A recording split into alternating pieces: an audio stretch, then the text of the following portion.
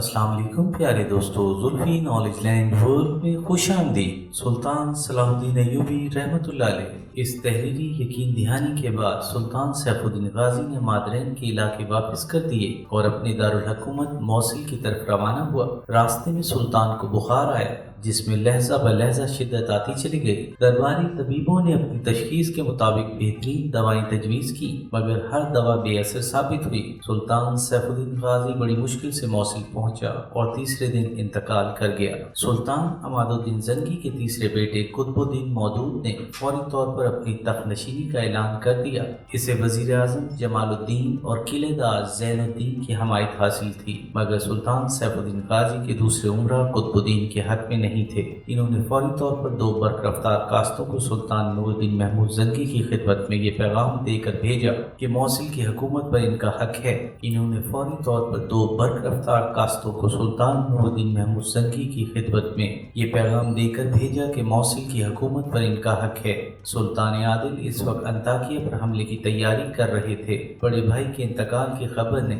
سلطان کو رنجیدہ کر دیا مگر وہ اپنے خاندان کو انتشار سے بچانے کے لیے موصل کی طرف روانہ ہوئے۔ اس وقت سلطان نور الدین محمود زنگی کے ہمراہ 70 عمرائے خاص تھے۔ ان میں اسد الدین شیرکو اور یوسف صلاح الدین ایوبی بھی شامل تھے۔ بڑے بھائی کے آنے کی خبر سن کر قطب الدین مودود بھی اپنا لشکر لے کر نکلا۔ اس سے پہلے کہ دونوں بھائیوں کے درمیان جنگ چھڑ جاتی اور ہزاروں مسلمان خاک میں مل جاتے، وزیر اعظم جمال الدین نے بڑی فراست سے کام لیا اور قطب الدین مودود کو تنہائی میں بہت دیر تک سمجھاتا رہا۔ تم سلطان عادل کی محبت سے واقف نہیں ہو، وہ اقتدار کے بھوکے نہیں ہیں، ایک بار فرما برداری کا مظاہرہ تو کر کے دیکھو۔ وزیر اعظم کی بات قطب الدین مودود کی سمجھ میں آ گئی اور وہ اکیلا گھوڑے پر سوار ہو کر سلطان نور الدین محمود زنگی کے خیمے کی طرف روانہ ہوا۔ سلطان عادل نے چھوٹے بھائی کو اپنی طرف آتے دیکھا تو خود بھی بے تابانہ آگے بڑھے۔ پھر دونوں بھائی گلے ملے اور بہت دیر تک سلطان سیف الدین غازی مرحوم کو یاد کر کے روتے رہے۔ پھر اسی دن دربار آراستہ کر کے موصل کے تخت پر بیٹھے اور اپنے برابر چھوٹے بھائی قطب الدین مودود کو بٹھایا۔ اس کے بعد عمرہ کو مخاطب کر کے ایسی پرسوز تقریر کی کہ حاضرین دربار کی آنکھوں میں آنسو آ گئے۔ لوگوں، آج میں جس تخت پر بیٹھا ہوں کل اسی جگہ میرے بڑے بھائی جلوہ افروز ہوتے تھے۔ تم نے دیکھ لیا کہ حیات انسانی کیسی بے اعتبار ہے اور یہ اقتدار کتنی بے وفا شے ہے۔ اس لکڑی کے ایک چھوٹے سے ٹکڑے کو حاصل کرنے کے لیے ہم کس قدر بے رحمی کے ساتھ اپنے ہی بھائیوں کا خون بہاتے ہیں۔ اسی وحشیانہ خود غرضی نے عالم اسلام کو ہزاروں ٹکڑوں میں تقسیم کر دیا اور دنیا کی سب سے عظیم طاقت اتنی کمزور ہو گئی کہ اقوام عالم کے دلوں سے اس کا خوف جاتا رہا۔ میں تمہیں اس دن سے ڈراتا ہوں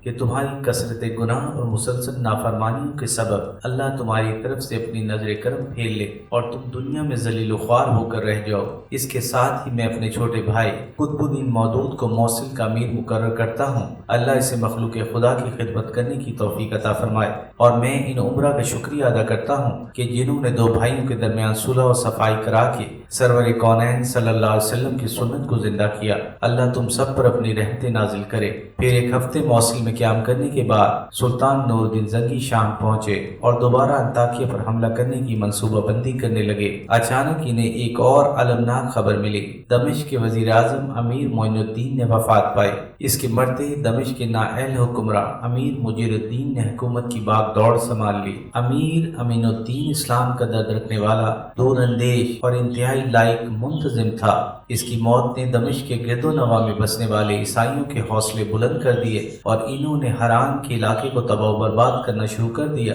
وہ کھلے عام مسلمان عورتوں اور بچوں کو گرفتار کر کے لے جاتے تھے اور پھر انہیں غلام بنا کر بازاروں میں فروخت کر دیتے تھے۔ جب سلطان نور الدین زنگی کو ان واقعات کی خبر موصول ہوئی تو وہ بہت رنجیدہ خاطر ہوئے۔ پھر فوری طور پر سلطان عادل نے اپنے قاصد کو یہ پیغام دے کر امیر مجیر الدین کے پاس دمشق بھیجا، اگر ان فتنہ پرواز عیسائیوں کی سرکوبی نہیں کی گئی تو ایک دن تمہاری سلطنت بھی غیر محفوظ ہو جائے گی۔ امیر مجیر الدین نے اس مخلصانہ مشورے کو بڑی حقارت سے ٹھکرا دیا اور سلطان نور الدین زنگی کے خط کے جواب میں صاف صاف لکھ دیا کہ وہ اپنی حفاظت کرنا خوب جانتا ہے۔ امیر مجیر الدین کے جواب سے سلطان عادل کو سخت مایوسی ہوئی۔ وہ جانتے تھے کہ اگر امیر مجیر الدین کی اصلاح نہیں کی گئی تو عیسائیوں کو دوبارہ قدم جمانے کا موقع مل جائے گا اور پھر اس پورے علاقے کی آزادی خطرے میں پڑ جائے گی۔ مجبوراً سلطان نور الدین زنگی نے اپنے لشکر کو 2 حصوں میں تقسیم کر دیا۔ ایک لشکر کی قیادت اسد الدین شیرکو کو سونپی اور یوسف صلاح الدین کو اس کا نائب مقرر کیا۔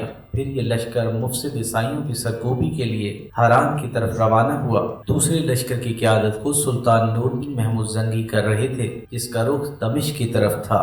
سلطان عادل برق رفتاری کے ساتھ آگے بڑھتے ہوئے دمشق کے نواحی علاقے بلبک میں داخل ہوئے، جو 2 سال سے قحط کا شکار تھا اور یہاں کے مقامی باشندے سخت عذاب میں مبتلا تھے۔ پھر عجیب بات ہوئی کہ جیسے ہی سلطان عادل نے بلبک کی حدود میں قدم رکھا تو یکایک مشرق کی سمت سے ایک گہرا سیاہ بادل اٹھا اور دیکھتے ہی دیکھتے موسلا دھار بارش شروع ہو گئی۔ اس علاقے کے رہنے والوں نے سلطان نور الدین زنگی کی آمد کو نہایت مبارک سمجھا اور پانی میں بھیگتے ہوئے سلطان عادل کے دیدار کو حاضر ہوئے۔ پھر جب سلطانی لشکر آگے بڑھا تو بلبک کے باشندوں کے ہونٹوں پر بس ایک ہی دعا تھی، اے اللہ تو امیر مجر الدین کو برباد کر اور سلطان نور الدین زنگی کو فتح و نصرت سے ہمکنار کر کہ ہمیں ایسے ہی مہربان اور عادل حکمراں کی ضرورت ہے۔ جیسے ہی امیر مجر الدین کو سلطانی لشکر کے آنے کی خبر ملی تو اس نے ایک نہایت گستاخانہ خط نور الدین زنگی کے نام تحریر کیا، تمہارے حق میں یہی بہتر ہے کہ بلا تاخیر واپس چلے جاؤ، ورنہ ہماری شمشیریں اور نیزے تمہارا استقبال کریں گے اور تمہیں شکست و نامرادی کے سوا کچھ حاصل نہیں ہوگا۔ امیر مجر الدین کا خط پڑھ کر سلطان عادل کو سخت غصہ آیا، مگر انہوں نے بے مثال ضبط و تحمل کا مظاہرہ کیا۔ اگر وہ چاہتے تو چند روز میں دمشق کی اینٹ سے اینٹ بجا دیتے، لیکن انہوں نے مسلح تصادم کے بجائے مذاکرات کو ترجیح دیتے ہوئے جوابی خط تحریر کیا، تم خود میرے پاس آؤ یا اپنے کسی معتبر امیر کو بھیج دو تاکہ ہم دونوں مل کر سلامتی کا کوئی راستہ اختیار کر لیں۔ امیر مجر الدین نے سلطان عادل کے جواب کو والی شام کی کمزوری سمجھا اور فوراً دوسرا خط لکھا، ہم اپنے الفاظ واپس نہیں لیتے، ایک بار جو کہہ دیا سو کہہ دیا، تمہاری سلامتی اسی میں ہے کہ الٹے قدموں لوٹ جاؤ۔ مجبوراً سلطان نور الدین محمود زنگی نے آگے بڑھ کر پورے دمشق کا محاصرہ کر لیا، پھر اس قدر دباؤ بڑھایا کہ امیر مجیر الدین نے گھٹنے ٹیک دیے اور سلطان عادل سے صلح کی درخواست کی۔ سلطان نور الدین زنگی نے اپنی طرف سے صلح کی 2 شرائط پیش کی، پہلی یہ کہ امیر مجیر الدین اپنے ہاتھ سے صلح نامہ تحریر کرے اور دوسری یہ کہ صلح کی درخواست لے کر وہ خود سلطان کی خدمت میں حاضر ہو۔ وہ بڑا ذلت آمیز منظر تھا کہ جب امیر مجر الدین اپنے چند محافظوں کے ساتھ صلح نامہ ہاتھ میں لیے ہوئے سلطان کے خیمے میں داخل ہوا۔ پھر کچھ دیر بعد سلطان نور الدین زنگی دمشق کے تخت پر جلوہ افروز ہوئے۔ امیر مجر الدین ان کے بائیں ہاتھ پر سر جھکائے بیٹھا تھا۔ پھر سلطان عادل انتہائی پرجلال لہجے میں حاضرین دربار سے مخاطب ہوئے، میں نے والی دمشق کی تمام گستاخیوں کو معاف کرتے ہوئے صلح و سلامتی کا راستہ صرف اس لیے اختیار کیا ہے کہ اہل ایمان کا خون زمین پر نہ گرے، جو میری نظر میں دنیا کی ہر شے سے زیادہ قیمتی ہے۔ ایپیسوڈ 22 اختتام پذیر ہوئی۔